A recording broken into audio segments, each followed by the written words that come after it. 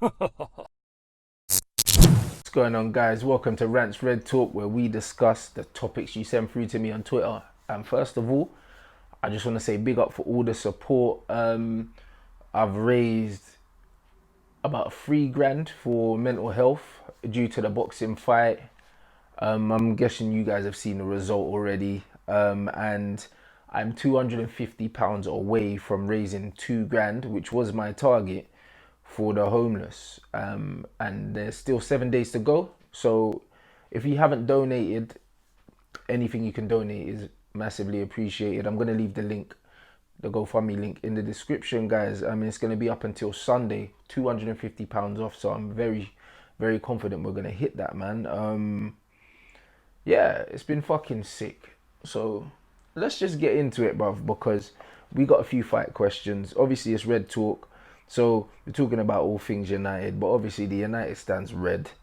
Everyone wants to know what happened in the fight, in my opinion. So we're going to keep it majority Manchester United, but you know there's going to be some fight questions in here. Let's do this. All right, Paul Barrett. Man like Paul, bruv. United Stand family, you know how it is, bruv. The pocket rocket, bruv. Paul says, big up on the win at the weekend. When's the video out? And you're going to be taking your belt to games like Heavy D. The fight vlog is going to be out tonight. It's going to be out tonight, guys. Probably about 8 o'clock. Maybe 9, but around that time. So it'll be out tonight. And no, I'm not going to take my belt to games. Actually, I don't know, bruv. It depends. If you guys are coming down to the match and you want me to bring my belt to the game, obviously it will only be the first home game of the season. If you don't want to see it, take pictures with it, then I'll bring it. Other than that, I ain't bringing the belt, bruv. There's no need. Like, when we play DTFC for the United Stand, yeah, I'll bring the belt. Do you know what I'm saying? Because he needs to know what time it is, bro. Like, he's been chatting shit for so long. Like, it's about time I've been a bit petty, bruv. Do you know what I mean? Because I think I've been very respectful compared to him, and like, honestly, that's because that's how I've been raised. But it would be nice to rub some salt in it. So yeah, I might bring my belt to that game. All right, next one. Gift underscore spider. What's your view on men who let their sons fight their battles for them? And the next one is most satisfying moment of the fight. Okay, bruv. To be honest, yeah, he's not a man, innit? He's not a man. Kieran is the man. Is the only man in the family, bro, and that's why I shook his hand. I told him I respect him. He's a fucking G. Um, he told me after the fight that he was there to defend his family or defend his dad, innit? I told him, bro, your dad's a hardback 40-plus-year-old man. You ain't got to defend him. But what you did do was, like, and you should be proud of yourself, blood, because you got in there, like, bruv, no matter what level it is, yeah, stepping into the boxing ring is not a joke. There was no headgear, 14-ounce gloves. They're still quite big, but it takes a lot of heart, it takes a lot of guts in it, like, to get in there. And I told him, I said, bruv, you'll never have a problem with me again. I respect you highly, bruv. You know what I mean? Go tell your dad to stick the fucking kettle on, bruv. You run the house now, innit? That's just what it is. So, big up Kieran, bruv. Like, the most satisfying moment of the fight was definitely that, bro. Like, the ring walk was amazing. Like, I've always wanted to fight, like, since I was a kid, but main event 02, like, that, I fulfilled a childhood dream that night. But also, obviously, the squashing the beef with Kieran, like, the beef with DT is ongoing. Do you know what I mean? And it will be ongoing. Like, he talks a lot of shit, but people need to stop. Yeah, stop looking at Kieran and DT and seeing them as one person. Because, like, I've spoken to the kid after we had a scrap, and you know what? He's a good kid, bruv. Like, he's not cut from the same cloth as his fucking piece of shit dad. He's young and he's impressionable in it, like, and he says certain things and does certain things to kind of get the approval of his dad, but he'll grow out of that, innit? He'll grow out of that. So, like, I told him, there's no beef no more. Like, his dad's still talking about rematches and all that shit. Kieran don't want to fight me. Like, he knows, innit?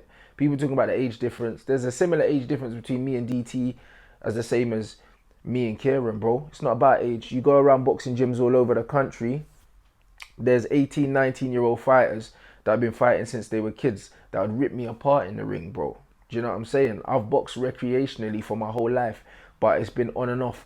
Done Muay Thai, done Jiu Jitsu, bro. Like, all around, I can fight, innit? But there's levels to this boxing thing. And he come in and he said that he'd been fighting since he was young. So I've been training with like Team GB fighters and stuff like that. I train like a professional for this amateur fight, or this white collar fight, bro. And you can see the difference in levels.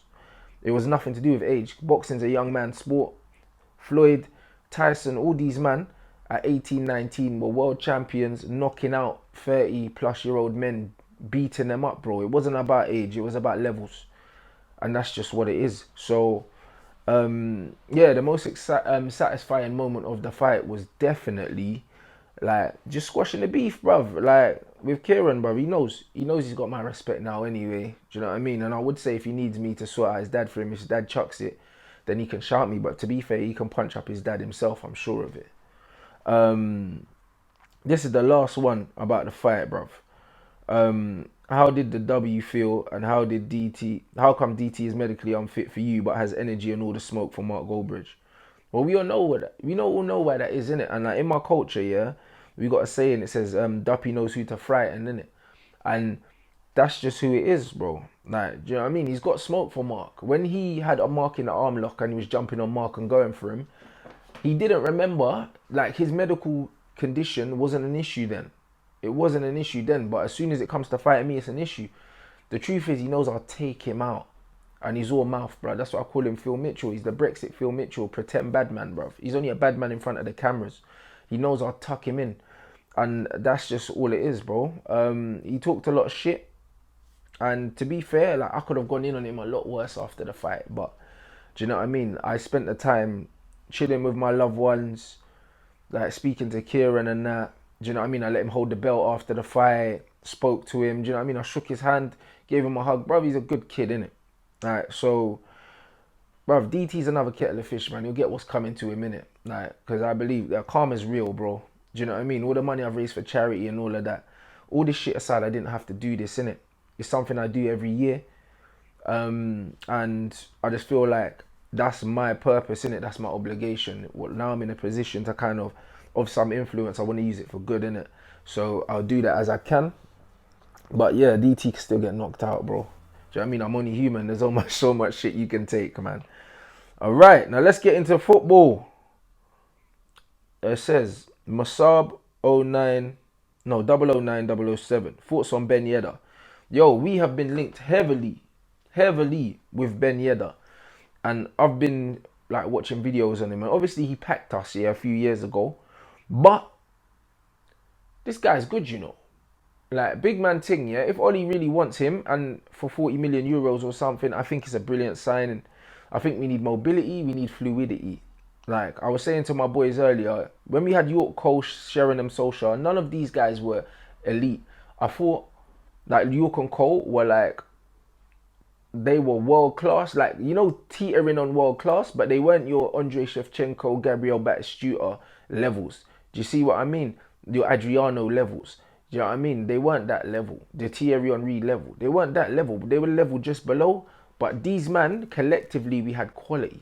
Do you see what I'm saying? And that's me being harsh on these guys, because I'm massive fans of all of these players. But I think that the term world class gets thrown around too willy-nilly, bruv. In football, yeah, like, I respect the elite, the creme de la creme, innit? And even though I was a massive Andy Cole fan, I had the number 9 Manchester United shirt. He was a very good striker, but he wasn't he wasn't a Andrei Shevchenko. He wasn't like a Christian Vieri level at that time. Do you see what I mean? Like a Hernan Crespo, all these men that were doing absolute fuckeries. Fair enough, they were banging goals in the Premier League, but remember, in that era, the Premier League wasn't really the best league in the world, bruv. It wasn't. Like, it was in and out of it. It's just like when Alan Shearer was top scorer in England and that. The Premier League for quality was actually quite poor, bruv. Do you know what I mean? And people don't remember that at that time in life, that Spain and Italy were both ahead of England in terms of quality in football, innit? So you're playing against shit players. Like even Joel Cole said when he broke through into the Premier League, it was a good time because English football wasn't really that great, bruv. But it became harder and harder for young English players to break through with the influx of foreign imports, etc., etc., etc. So like when we had the class of '92 coming through, we'll never see something like that happen again because the Premier League's too good and too competitive now.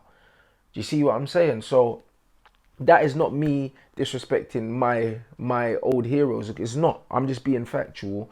Where these four guys were not the creme de la creme in European football. Real Madrid and Barcelona and fucking Juventus and them didn't want these man.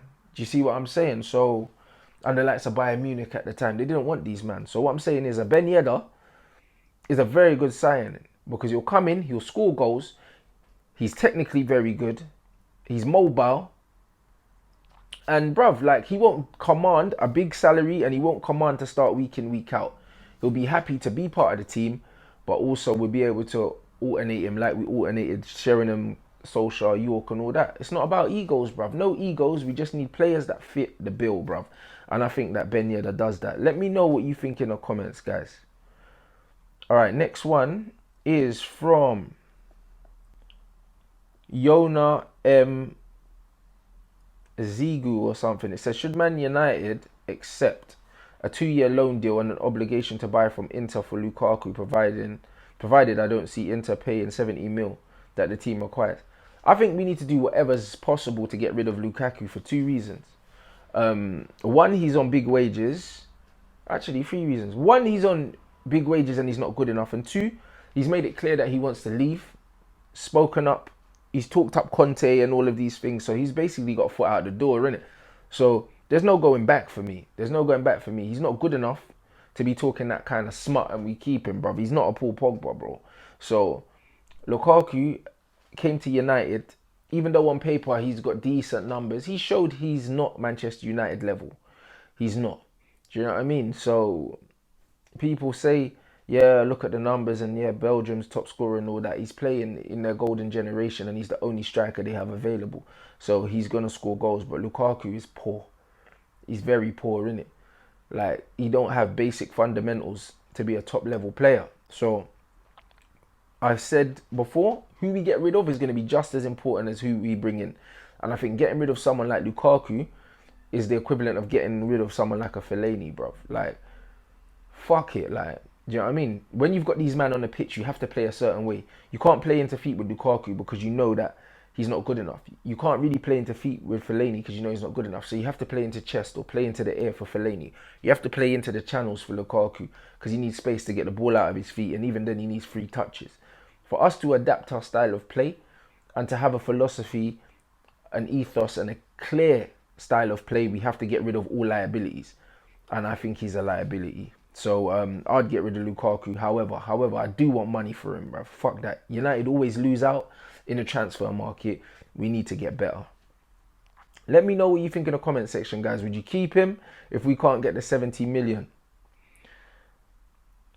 It just says the Green Devil. I haven't got your thing, your app, but it says if you had to pick two centre mids and one right winger, who would they be? Mine would be Ndidi, Fernandes, and Pepe. Mine would be. You know what? I can't argue with that. I really can't. I think Ndidi as a ball winner, we need. I wanted Ndombele, but obviously it looks like he's going to Shite Hart Lane. So yeah, them three's beautiful. Nicolas Pepe, I love that guy. I really do. As a right winger, pacey, skillful, composed. He gets a lot of assists and he scores goals. And he's left-footed as well. The inverted left-footed player on the right-hand side, I do really want. It's something United haven't really had. Juan Mata wasn't a winger, and I do like inverted wingers. And obviously Fernandes, it's a goal scorer, bro. You know what I mean? And he's a creative player as well. And we need more creativity in there with Pogba because the creative onus is on him too much to the point where if Pogba has a 7 out of 10 game, people are giving him stick and saying he's had a shit game because there's no one to pick up the mantle. We're so heavily reliant on him. And the stats prove that when he's topping the ranks for nearly everything. Like, it's not ideal. It's not an ideal situation. A team like Manchester United needs to have strength in depth, guys. Let me know what you think in the comment section. What's your three? But I think that's a brilliant three. Ross RDAL. It says, now that Wan-Bissaka has been confirmed, do you think we're done with Young or will he let go of Dalot? Worst scenario is they sell Dalot and Young moves back to right wing. Okay. I don't know. I read somewhere that Dalot was going to get moved on, but I don't believe that. I honestly don't. I saw him post something on Insta saying, can't wait for the new season. Hashtag Manchester United. I don't think Dallow's going anywhere. And Dallow's got so much potential. He can play right back, left back, and right wing. So I don't think Dallow's going nowhere. I think Ashley Young will be kept in the squad as a senior authoritative figure because Solskjaer just likes the whole United heritage bullshit, bruv, to be completely honest. So I think Ashley Young will still be there, but I don't think we're going to see much of Ashley Young next season. He's 34, I think. So we can't be. If we're serious about doing anything, Ashley Young has to be fucked off immediately. Yeah, so, yeah, I couldn't. Yeah, that's the only way I can really answer that question. I just don't think that Ashley Young is going to play too much. And if he does, I think there's going to be a lot of grumbling from the United fans. Let me know what you think. Do you think Ashley Young's going to still have an active role in the squad? Or do you think it's going to mainly be from, I wouldn't say a coaching standpoint, but more to do with like just having his presence in the changing room? All right, and then we've got Kieran Phillips at laid back. Again, can't see all of it. 12 days till our first pre-season game. We've signed 2 players and not only wanted all our signings sorted by then. Hashtag unlikely. Who do you think will be signed plus all this talk of a mass clear out?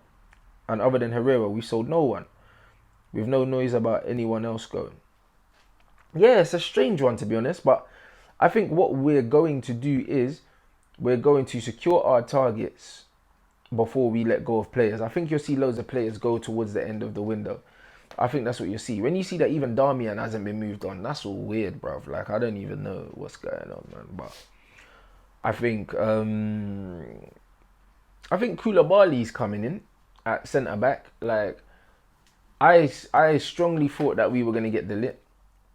And I don't think this Delite to Juventus thing is actually done concrete, you know. There's been a lot of talk about Delite to Juventus, but I wouldn't be surprised if we still end up signing him, bruv. And Ed Woodward is doing this so it can look like a major coup. So he's kind of briefing the press. Like, I wouldn't be surprised if Mino and him are in cahoots. Until I see him holding that Juventus scarf, I do believe that we're still in with a shout with him. But I think it'd be either him or Koulibaly. It looks like Harry Maguire's going to Manchester City. So yeah, one of them two at centre back for sure. I think Fernandes will come in. I think we'll sign a wide player. And boy, if we're looking at Ben Yedder as well, then yeah, then we could get a Ben Yedder as well. And Longstaff looks like they want Longstaff as well as Fernandes. So if we end up signing them 2 central midfielders, I'd say that that's a pretty good window. And Ollie's brought in 6 players, and I've heard that he wants 6. So I'd say that that's a fairly successful window if we get in those players, guys, to be completely honest. And as for the clear out, as I said, let's wait and bring in these players first. Ed Woodward's come out saying that they're working hard to tie up deals, and just because you're not hearing anything, that doesn't mean anything's not happening. So we'll just have to see what fucking Dead Woodward has got to say. But right now, I'm over the moon with Wan-Bissaka signing. James is one for the future, so I can't really speak too much on him at the moment. But I feel like with the players that we're linked with, we're certainly going in the right direction. Let me know what you think. Okay, at Max2, Anib, first congratulations for the W. Now, with the lit gone, which centre-back would you go for? Also, how do you feel about United's interest in Ben Yedder? Okay, well, we've touched on Ben Yedder already. Thanks for the congratulations. Okay, the lit's not definitely gone, like I said before. But if he is definitely gone, I'm going to be honest with you. Everyone's like, oh, who'd you go through? Bruv, I want Koulibaly, but I don't want Koulibaly for 100 million. Like, I don't, innit? Like, Toby's worth 25. Like, he's going for 25 M's.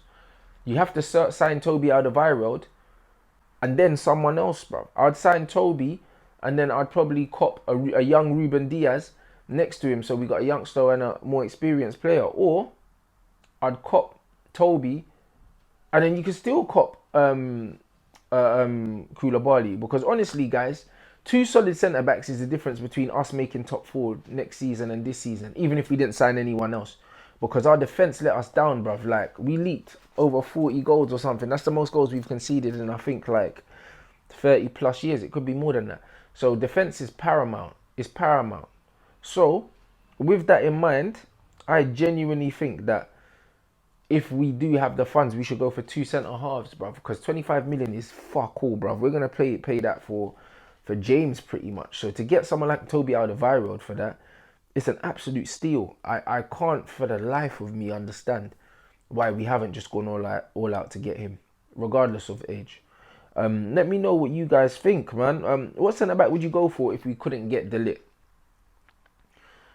At Pranav 61987. If we sign Bruno Fernandes, does that mean Pogba will play a deeper role like he does for France, assuming that he stays? I genuinely believe that any midfielder that Oli brings in, he'll be bringing it in with the intentions of getting the best out of Paul Pogba and not anything else. So Oli already said he wants to build his team around Pogba. He's not going to bring in Fernandes to then play Pogba deeper to facilitate Fernandes. Do you know what I mean? It doesn't make sense. So all I can assume is that he sees a way that Fernandes can free up Paul Pogba so he can be higher up the park. Nothing else would make sense for me.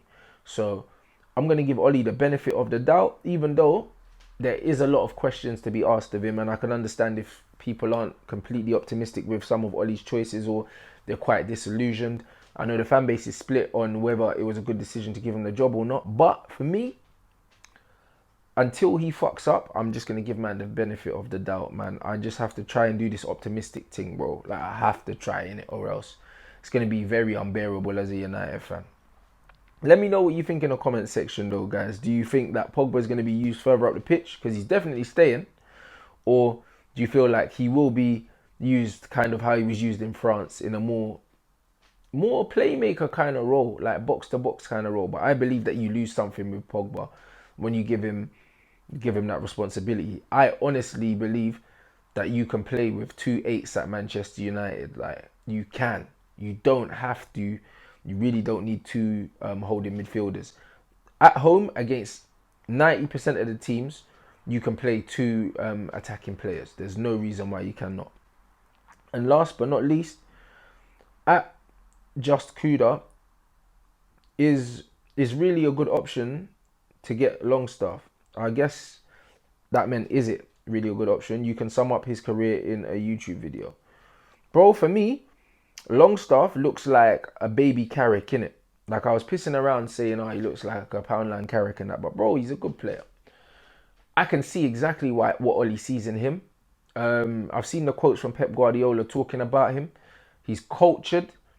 He's got one thing that I love my central midfielders to do, and he's got 2 feet, bruv. I believe if you play in the middle of the park, you should be able to use both feet, whether you're left-footed or right-footed, bruv, because you see different things. You know when you know you can only pivot outside, a lot of the time the ball goes to the right. And me, a lot of the time, like, even though like I play with both feet, I like to drift to the left. But when you're playing with 2 right-footed central midfielders, you notice that the right winger gets all of the ball because naturally the central midfielder wants to open out and play out. Do you know what I mean? So because of that, a player that can go both ways, like a Michael Carrick, like a Paul Pogba, that can pass with both feet, it just gives the team such beautiful balance, bruv. And Longstaff can pass with both feet. People comparing him to McTominay. He's nothing like McTominay, bruv. He's a passer. He's got great feet. He's got great balance. He can shoot.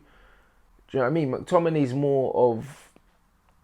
he's more basic. Do you know what I mean? McTominay's closer to a Darren Fletcher in terms of he runs up and down. He's short range of passing. Hasn't got a long range of passing. Longstaff's definitely more like a Michael Carrick. So I think that he's a very good option, especially if he's going to cost 20 mil and he'll be a squad player. I'd rather bring on Longstaff than fucking like you're bringing on the likes of. To be fair, the Man United is dead food for me, innit? He's dead. Longstaff has got the physique. He's not quick, but neither was Michael Carrick. But his work rate, like when you look at his numbers, he covers a lot of ground. So the pressing game that Oli wants to incorporate, or he says he wants to incorporate, I think that he'd be a very nice piece of the jigsaw.